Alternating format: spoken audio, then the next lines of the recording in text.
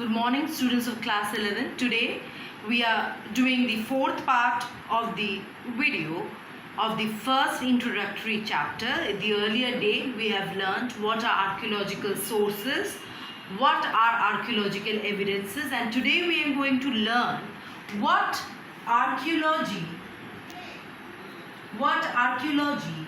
reveals. Archaeology tells us something. What does it tell? First thing, it reveals us about the people of past. Without written records, how the people of past, all the information regarding the people of past are got by the historians or recovered from the historians through archaeological evidences. Second, from archaeology we also get evidences of the people of past, where they settled and why they settled, why the people of past chose that specific areas for their settlement and why, and what is the reason for their settlement. The third reason is told to be, another thing that is revealed to us is the animals that are being domesticated by the peoples of past, animals of past that are being domesticated or being hunted. These are all revealed by archaeological sources. Another important thing is from the remains of grains recovered from archaeological evidences, we also get information regarding their staple diet. Another information we get from the agricultural remains of grains is another thing, that what kind of crop they cultivated, what kind of crop they cultivated. This is another most important information we get through from the archaeological sources. Another important thing is that the people of the past with whom they came into contact, the people of past came into contact with which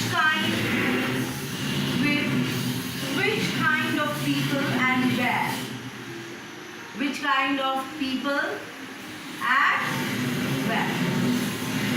And another most important thing that has been discovered from the archaeology, that is, people of past used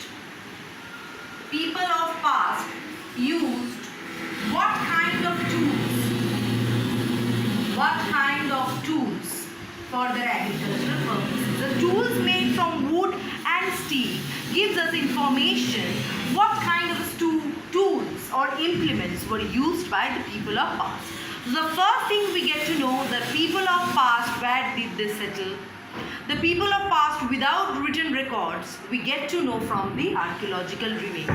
What crop they cultivated, third thing. What was their staple diet, fourth.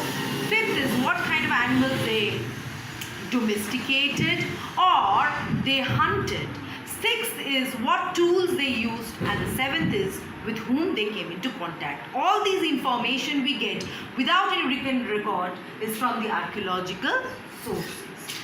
Now we will see that archaeological sources also are, among fossils, mounds, written records, archaeological sources are also different types.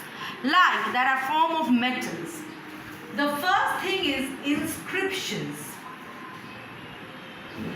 Inscriptions are engraved, are written records are engraved on stone, metal like copper and silver, writings engraved on stone, metal, copper and silver is called inscription. What are coins? Coins are medium of exchange that are also being engraved on by maybe gold, silver or copper at that point of time. The coin and inscription also provides us information regarding the people of the past, especially the kings, their achievement and the religious text or the religious information of that particular period also is received from inscriptions and coins. How? Now we will learn. Inscriptions we have learned these are engraved on stone, copper or metal. Writings engraved. Inscriptions are of two types. Official types are generally on the issuing orders. Official inscriptions are issuing orders from rulers. Orders or decisions from the rulers are issued on copper plate, gold or silver. Like the 5th rock edict of Ashoka. This is the inscription made on the decision or orders of Ashoka. Next type is non-official.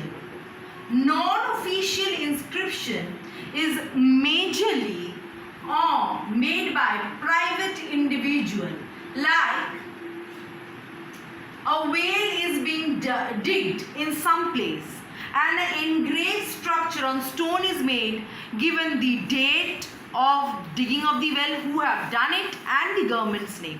This is also an inscription, engraved structure. But the official type is generally by the king and the non-official type is generally by an individual. Now we will learn how inscriptions are also various types. First, inscription is on religious purpose. Religious purpose inscriptions.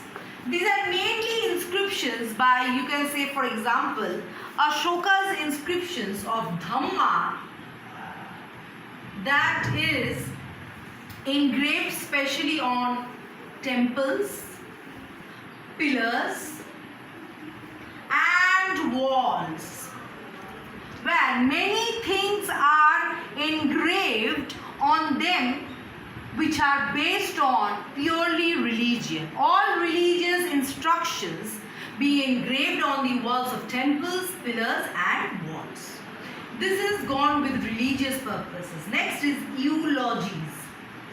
Eulogies are statements that are engraved on stone structures or copper plates or gold and silver, especially on the achievement of king. Like Samudragupta's, we find about his achievement of kings are generally got through eulogies. So religious purpose, eulogies. Next is copper plate inscriptions. Copper plate inscriptions. These are also based on, specially dedicated to kings. All writings dedicated to kings and his achievement or some important information. The study of inscription is called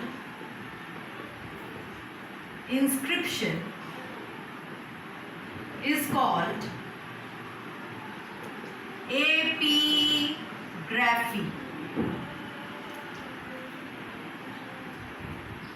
And the old writing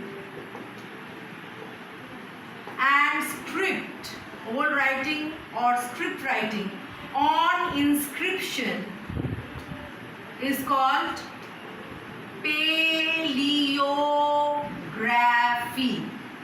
So the writing on inscription, the study of inscription is called epigraphy, and the old writing or script on inscription is called paleography. The study of old writing and script on inscription is called paleography. So today we have learned that how inscriptions and coins reveals us the achievements of kings, their importance at that particular period, their form of currency, their form of administration, and at that point of time what kind of religious rituals or practices were practiced, and their achievements especially. These are all being revealed through archaeological sources, and today we have studied one of the archaeological sources, that is inscriptions and coins. With this video clip, your PDF will be attached. Thank you.